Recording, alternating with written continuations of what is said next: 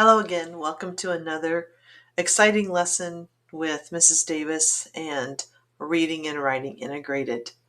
Today's lesson is titled Flying Squirrels, and we'll get into that more in just a moment. But before we get into that, teachers, this is for you. This is another ELA experience that you'll have with me, your guide, Janice Davis, from Equip Classroom. Our goal is to create fun and teaching videos that engage your class, whether it's public, private, or homeschooling, in rigorous and real-life reading and writing experiences. As former educators, we know full well how time-consuming it is to prepare curriculum on a daily basis. So if you're homeschooling, these lessons will offer you a chance to give your students high-quality reading and writing instruction without the burden falling on you to put it all together.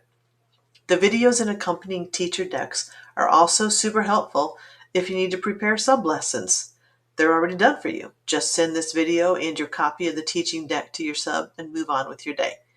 Therefore, this video has been created for you to use as a complete lesson or as a supplement to your own classroom instruction as you choose. Please visit the Equip Classroom website so that you can receive for free the matching teaching slide deck that goes with this lesson. The link to the website is simple, equipclassroom.org. However, you can also find the hot link located on our YouTube homepage in the details at the bottom of this video on the last slide of the deck. And also, if you're looking for it, just search equipclassroom.org. While you're at it, please subscribe to this YouTube channel at the end when you're prompted to do so. Your support keeps us going and gives us a lot of opportunities to continue creating lessons. And finally, if you have any questions, please don't hesitate to email at janice@equipclassroom.org. Any ideas, lesson topics, things that you would want more information about, we'll be happy to try and do that. And now a few housekeeping rules for you before we begin the student portion of today's lesson.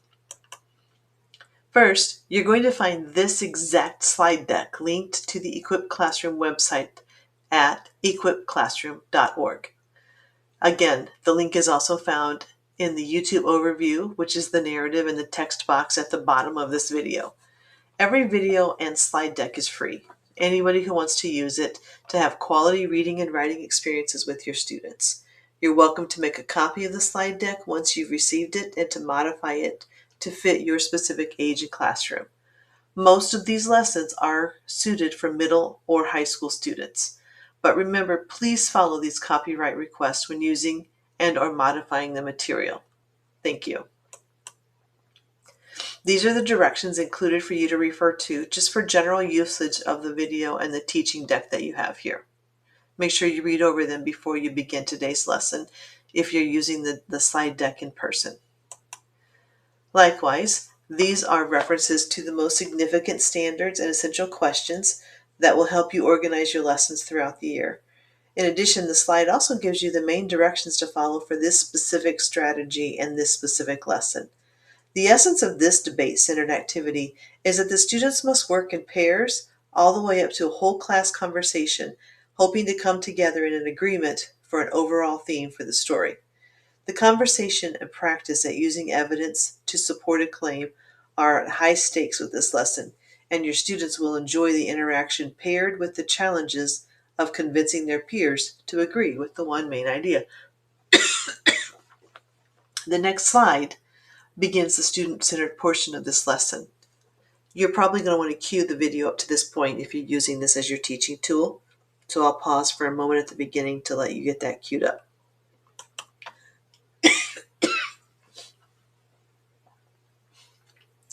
Hello students, this is another crazy but true story from the life of Mrs. Davis. Remember, you just can't make this stuff up. In today's lesson, you're going to spar, which means debate, with your classmates to come to an agreement on the major theme for this story. You're also going to need to provide 3 pieces of solid text evidence to support your theme. Remember, good evidence for a theme comes from the beginning, the middle, and the end of the story. So, without further ado, let's get started. Finding theme. Think about everything you've known, everything you've learned, everything we've talked about so far this year. Remember these things because in a moment you're going to have a quiz, and at the end of this lesson you're going to have a formal quiz. So, finding theme. It's not specific to the story, it tells a life lesson. Remember that. The theme is general about something important in life, but the story is guiding the characters to learn that. It's not a category, it's a full sentence. It's written as a complete sentence. And to prove that your theme is logical, you're going to need evidence from the beginning of the story that shows how the lesson contributes to the conflict.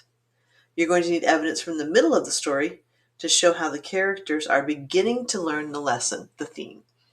And you're going to need evidence from the end of the story that shows that they've actually learned it, or that they should have learned it, but did not, which resulted in something unfortunate in the resolution.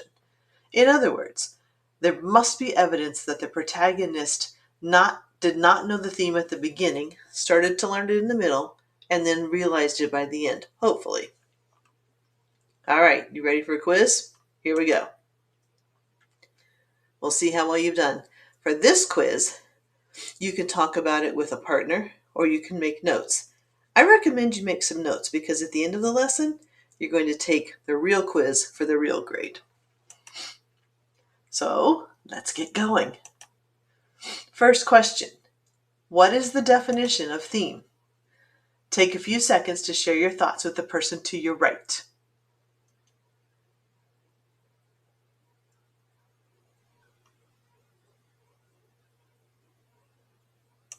Your answer should look something like this. If your work or conversation were not close to this, take a minute, correct your notes, or repeat the definition correctly with your partner. A theme is a life lesson that applies to many people. It's never specific to the story's plot, but it's generalized from the lesson in the story. Hopefully you did well on that one. Let's move on.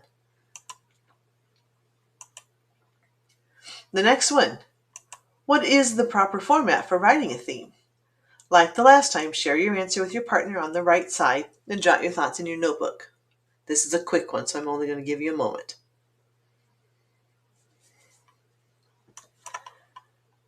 Let's check your work. How does your answer compare to this one? The theme is always written as a complete sentence. It's never a topic or a category. Now you'll hear people say, oh, the theme is friendship. But that's not really a theme. A theme is a theme statement which is written as a sentence. Friendship could be the category, but it's not a theme if it's not a sentence. Let's see how well you do. Did you get to clap for yourself for that one? Go ahead, give yourselves a round of applause. All right, moving on. Let's try this third one now. Where does evidence come from to prove a theme?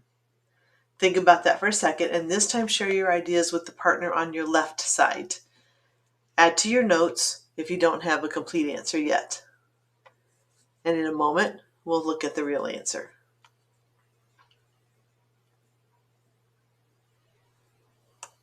How'd you do? Did you get all three parts? The beginning, the middle, and the end? Does your answer reflect that the protagonist has or should have learned the lesson by the end?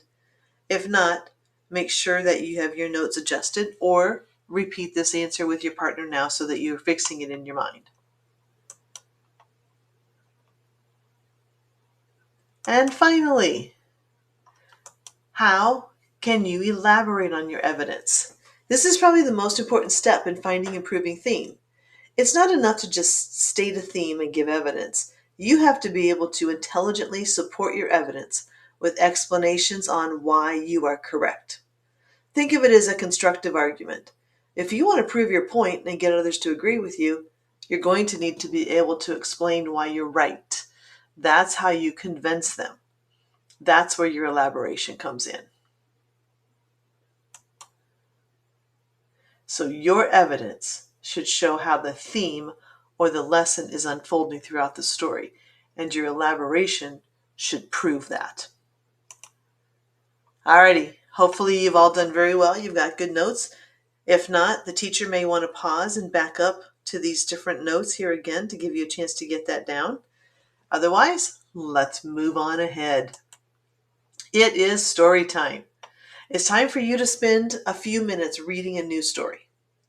Like the others, this is a very real, very true story about a very crazy moment in my life.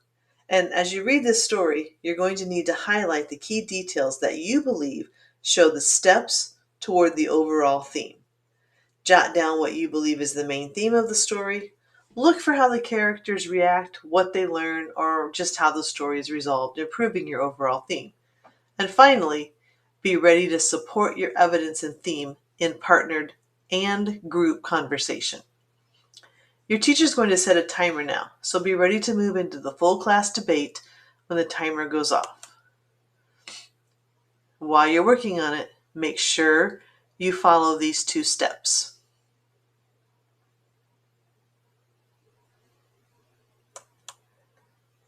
Alrighty, it's time to come back and begin our snowball debate. Snowballs, as you know, start small and then they roll around and get bigger and bigger until they just become this great big gigantic snowman. Well, you're going to follow a process today where you start off with a small idea just between 2 of you, and you continue to roll it around, making it bigger and bigger until you've developed one big whole class idea and you have all come to consensus. However, you have to start small. You're going to start sparring or debating with just one other person. The 2 of you will share your theme and your evidence, talking about why you believe you're right. Use your document, show your highlights, show your annotations, talk about why your evidence makes sense. Highlight that elaboration. Then you must both agree on one theme and only 3 pieces of evidence from the story. Remember, beginning, middle, and end. And you have to come to agreement before you move on. But once you've reached this agreement, you're going to find another pair all ready to spar and connect with you in the same process.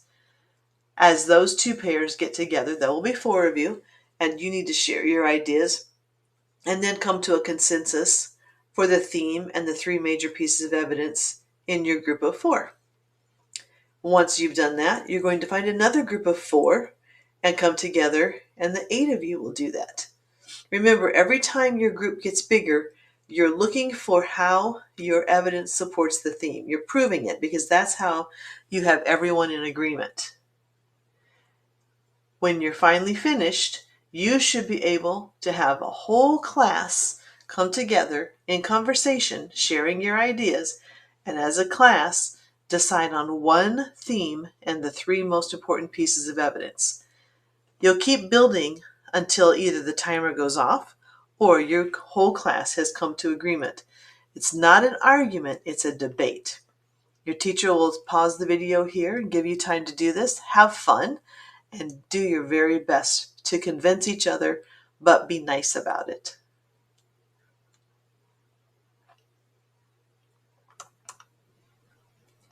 Well, I hope you had a great time doing that.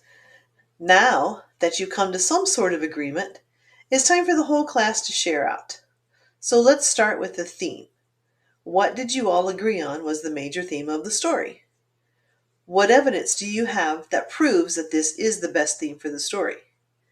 Was it possible that there's still disagreement lingering in the room? If so, what evidence do you have that causes you to disagree with the majority of the class in this decision on theme?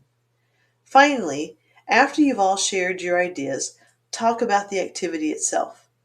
How did your thinking about the theme of the story change as your group discussed and grew and discussed again? Particularly focusing on how the conversation changed as your groups got bigger and bigger. Your teacher is going to pause the video here so you can spend some time in class discussion on these 4 concepts.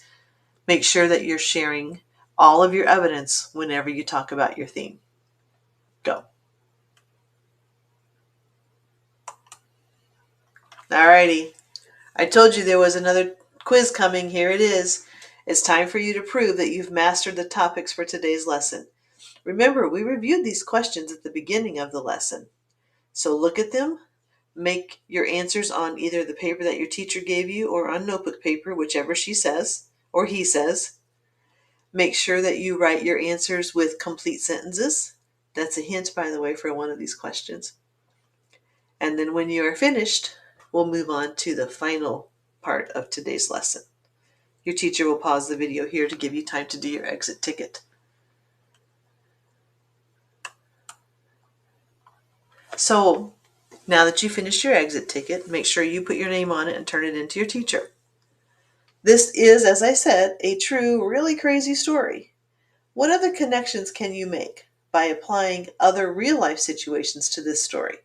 Here are some questions to get you thinking about it, to prompt either further group, whole class, or partner discussion. After you've had some time to do that, you're going to individually choose one of the questions that you can really most relate to and write well about it in your notebook or online for 10 or 15 minutes.